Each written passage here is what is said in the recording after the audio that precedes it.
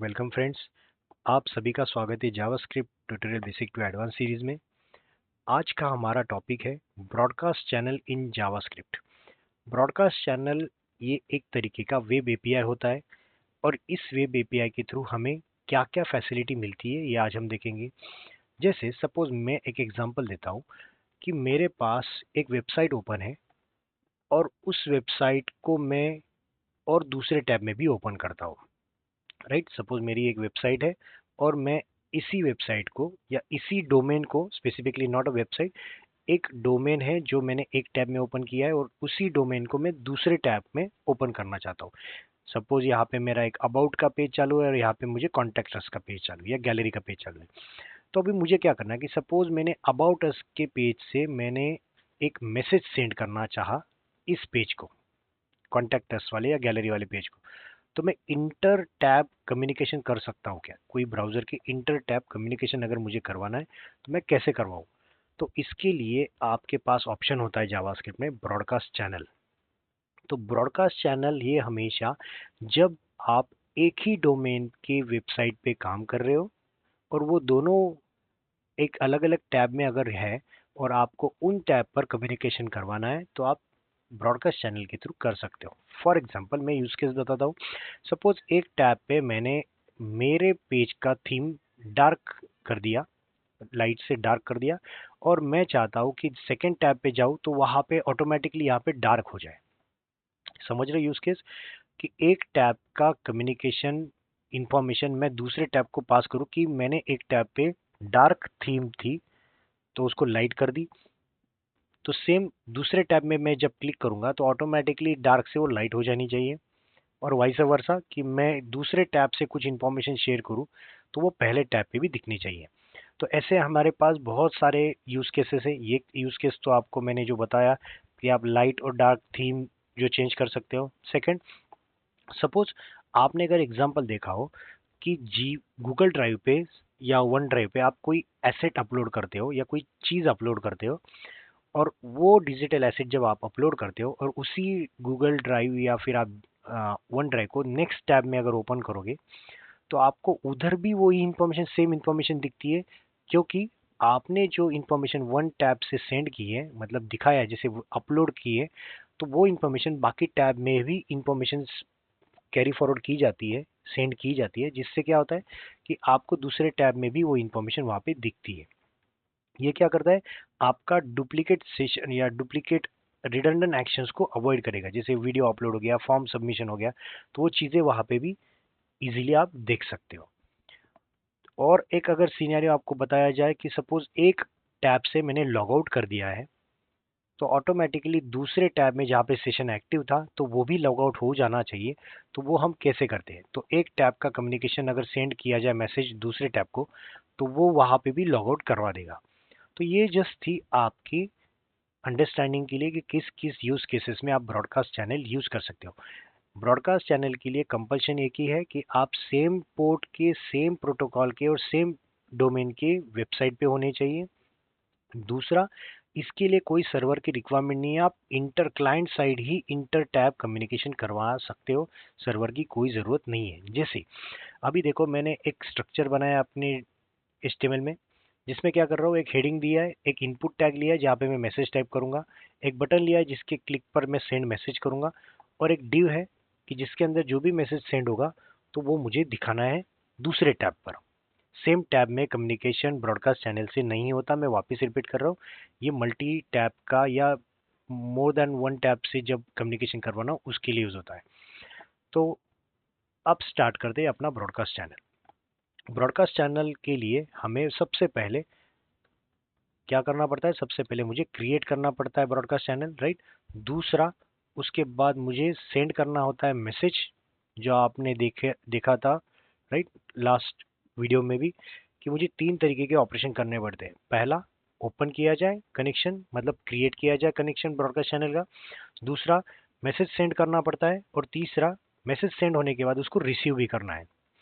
तो सबसे पहले मैं आपको बताता हूँ क्रिएट कैसे किया जाए।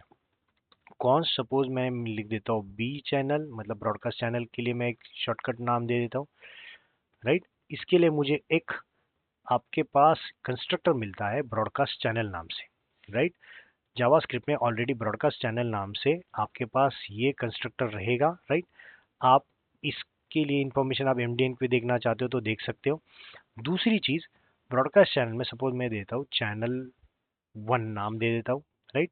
ये चैनल का नाम है ब्रॉडकास्ट चैनल का। अब आपको करना क्या है, सपोज मैं ये होम पेज पे हूँ और ये मेरा दूसरा पेज अबाउट अस का है, तो मैं जैसे होम पेज से अपनी थीम चेंज करूँ तो अबाउट अस पे भी थीम चेंज हो जानी चाहिए। तो याद रखना, अबाउट अस के पेज पे और होम पेज पे आपको जो दोनों जगह पे पहले तो क्रिएट करना पड़ेगा ब्रॉडकास्ट चैनल, जो कि आपने क्रिएट किया सपोज, और जो चैनल आप यहाँ पे दे रहे हो वही चैनल का नाम आपको दोनों भी पेजेस के कोड पे लिखना है। मतलब अबाउट अस के पेज पे जो कोड रन होने वाला है वहाँ पे भी आपको ब्रॉडकास्ट चैनल का नाम सेम रखना है, क्योंकि चैनल के बेस पे ये कम्युनिकेशन होता है। कौन से चैनल का कम्युनिकेशन है, ये चैनल 1 का कम्युनिकेशन है, राइट। अभी मुझे मैसेज सेंड करना है, सेंड करने के लिए मुझे सबसे पहले क्या करना पड़ेगा, मुझे मेथड यूज करनी पड़ती है बी चैनल पोस्ट मैसेज। अभी मैं फिलहाल कोई हार्ड कोडेड मैसेज नहीं भेज रहा हूँ, मुझे क्या करना है, मुझे मैसेज लेना है कहाँ से, यहाँ से, राइट। मुझे यहाँ से मैसेज लेना है और ये बटन क्लिक के ऊपर मुझे मैसेज सेंड करना है। तो सबसे पहले मुझे बटन को टारगेट करना पड़ेगा, राइट। तो उसके लिए मैं क्या करूँगा, मुझे इसके लिए एक मेथड मैंने कॉल की है, देखो बटन के ऊपर कौन सी, सेंड मैसेज। तो मैं क्या करता हूँ, यहाँ पे लिख देता हूँ फंक्शन सेंड मैसेज, राइट। और ये बटन के ऊपर मैं अभी फिलहाल हार्ड कोडेड नहीं रख रहा हूँ, ये मैं रिमूव करता हूँ और ये भी मैं फिलहाल आपके समझने के लिए यहाँ से रिमूव करता हूँ। अब मैंने सेंड करने के लिए पहले तो बटन के क्लिक पे मैंने ये किया। अब मुझे क्या करना है, जो टेक्स्ट मैं यहाँ पे डालूंगा इस टेक्स्ट इनपुट फील्ड में, राइट, इस इनपुट फील्ड में मैं जो टेक्स्ट डालने वाला हूँ, मैं थोड़ा जूम कर देता हूँ आपके समझने के लिए। मैं यहाँ पे जो टेक्स्ट डालूंगा उसको मुझे लेना है, तो मुझे सबसे पहले टारगेट किसको करना पड़ेगा, मुझे टारगेट करना पड़ेगा इस इनपुट फील्ड को। इनपुट फील्ड को टारगेट कैसे करोगे आप, const message equals to document dot get element by ID, और जो उसका आईडी था मैं वो आईडी यहाँ पे मेंशन कर देता हूँ, राइट। उसकी वैल्यू मुझे मिल गई। अब ये वैल्यू मिलने के बाद मुझे सिर्फ इतना करना है कि मुझे वो बी चैनल के पोस्ट मैसेज में ये मैसेज सेंड कर देना है, राइट। और सेंड करने के बाद इस फील्ड को मैं ब्लैंक करना चाहता हूँ, जैसे इसके लिए ब्लैंक लिख दिया है। समझ रहे हो, इतना सिंपल सा लॉजिक है कि मुझे सेंड करने के लिए इसकी इंफॉर्मेशन पहले लेनी पड़ेगी, इसकी वैल्यू लेनी पड़ेगी, वैल्यू लेने के बाद ये तरीका है आपका सेंड करने का मैसेज, राइट। ये है सेंड मैसेज। इसके लिए मेथड कौन सी लगती है, चैनल का जो ऑब्जेक्ट आपने बनाया वो dot post message, post message के थ्रू आप मैसेज सेंड कर सकते हो। दूसरी चीज, अब आपका मैसेज सेंड हो गया है, आपको अभी रिसीव करना है।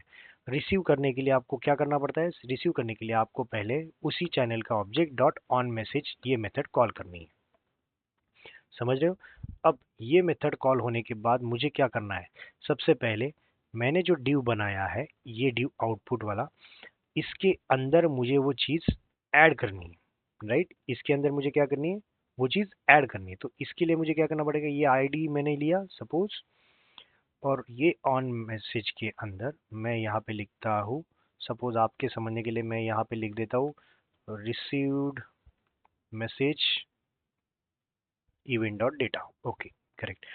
जो मैंने लास्ट वीडियो में किया था सेम ही तरीका है मैंने यूज कर रहा हूँ। अब मैं क्या कर रहा हूँ, document dot get element by ID, और इसके अंदर जो मैंने आईडी कॉपी किया है ये आईडी था, राइट, आपके आईडी का। उसके अंदर मैं अभी यूज करूंगा मेथड डॉट इनर एचटीएमएल, और इसके अंदर मैं लिख देता हूँ प्लस इक्वल्स टू मतलब कंटिन्यूसली वो अपेंड करते जाएगा, राइट। इसमें मैं लिख देता हूँ ये data event dot data paragraph के फॉर्म में यहाँ पे ऐड कर देता हूँ। कोई आपको इन मतलब नहीं समझ में आया ऐसा कोड, सिंपल है। मैंने सिर्फ टारगेट किया पहले ड्यू को, और उसके इनर एचटीएमएल में प्लस इक्वल्स टू का मतलब यही होता है कि इसकी जो है वैल्यू उसी को प्लस कर दो। जैसे आप काउंट प्लस इक्वल्स टू 1 करते हो, मतलब count equals to count plus 1, same तरीके से मैंने इनर एचटीएमएल में जो भी पहला डेटा था उसके आगे ये अपेंड करवाया है। अब ये तो हो गया अपना नॉर्मल कोड ब्रॉडकास्ट चैनल का, इतना ही कोड है। अब आपको क्या करना है, यही तरीका आपको लिखना है दूसरे पेज पर, मतलब अबाउट अस के पेज पे। ये तो फिलहाल मैंने होम पेज पे किया है। अभी आपके समझने के लिए मैं सेम यूआरएल को इस्तेमाल करता हूँ, ना कि दूसरा कोई पेज बनाया मैंने। दोनों भी देखिए अभी तक सेम है। अब मैं यहाँ से लिख देता हूँ हाय। हाय करने के बाद मैं सेंड कर देता हूँ। यहाँ पे मैसेज दिखेगा क्या? नहीं, क्योंकि क्या है, ये मैसेज मुझे कहाँ पे दिखेगा? दूसरे टैब पे, जहाँ जहाँ पे भी ये चैनल इस्तेमाल है। तो मैंने ये तरीका यहाँ पे यूज़ किया है कि मैंने सेम विंडो को दूसरे इसमें ओपन किया। ऑटोमेटिकली क्या ट्रीट होगा कि मेरा ये मैसेज सेंड हो गया एक टैब से। अब जितने सारे बाकी बचे हुए टैब से, मतलब मैं एक से ज़्यादा टैब भी ओपन करूँ, फॉर एग्जांपल मैं अभी देखिए मैंने कुछ नहीं किया, यहाँ पे इसी वेबसाइट को मैं 2 बार ओपन कर देता हूँ, एक यहाँ पर और एक यहाँ पर। 3 टैब ओपन हो गए। अब मैं एक ही टैब से मैसेज सेंड करूँगा, हाय। जैसे मैंने हाय सेंड किया, देखिए सेकंड टैब पे भी हाय आ गया, थर्ड टैब में भी हाय आ गया। क्यों? क्योंकि बाकी बचे हुए जो टैब्स है वो automatically treated as a on message, कि वो रिसीव करने के लिए वेटिंग में है, क्योंकि आपने सेम कोड तीनों जगह पे लिखा है। तो जैसे ही ये मैसेज आपके पास मिलेगा बाकी टैब्स में, तो वो अपना काम चालू कर देंगे। यहाँ पे अगर आप देखोगे इंस्पेक्ट विंडो कंसोल में देखिए रिसीव मैसेज ये प्रिंट हो गया है। इसके कंसोल में आएगा क्या सेंडर के? नहीं, क्योंकि सेंडर के इसमें सेंड मैसेज में कोई कंसोल हमने लिखाया नहीं गया है। तो सेम सेकंड दोनों टैब है। अब मैं क्या करता हूँ, सेकंड टैब से मैं बाय यहाँ पे लिख देता हूँ। अब क्या होगा, ऑटोमेटिकली ये एज अ सेंडर बनेगा और बाकी बचे हुए फर्स्ट और थर्ड टैब क्या बन जाएंगे? रिसीवर बन जाएंगे। देखिए मैं यहाँ से सेंड कर रहा हूँ, इसमें आया क्या मैसेज? नहीं, क्योंकि ये सेंडर है। अब मैं दूसरे दोनों को देखूंगा तो देखिए फर्स्ट टैब में बाय आ गया और थर्ड टैब में भी बाय आ गया। समझ रहे हो? तो इस तरीके से आप एक टैब से दूसरे टैब्स में कम्युनिकेशन कर सकते हो, राइट?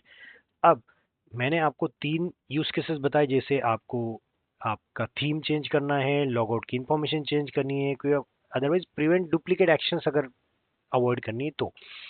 मैं एक एग्जांपल देता हूँ कि मैंने इस पर काम कैसे किया था। सपोज मतलब मैंने इसके ऊपर काम किया हुआ है और मैंने एक सिचुएशन थी कि एक टैब से मैं मैप का बटन, मतलब ये क्लिक करने पर एक नए टैब में मैप ओपन करता हूँ, राइट?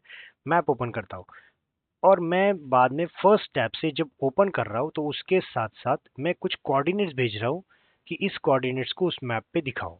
मैं नहीं चाहता कि इसी टैब में मैं अपना काम करूँ। मैं जस्ट मैप को दिखाना था कि ये एलिमेंट या ये कैंडिडेट किस लोकेशन पे मौजूद है। अगर आपको चेक करना है तो क्लिक ऑन दिस लिंक।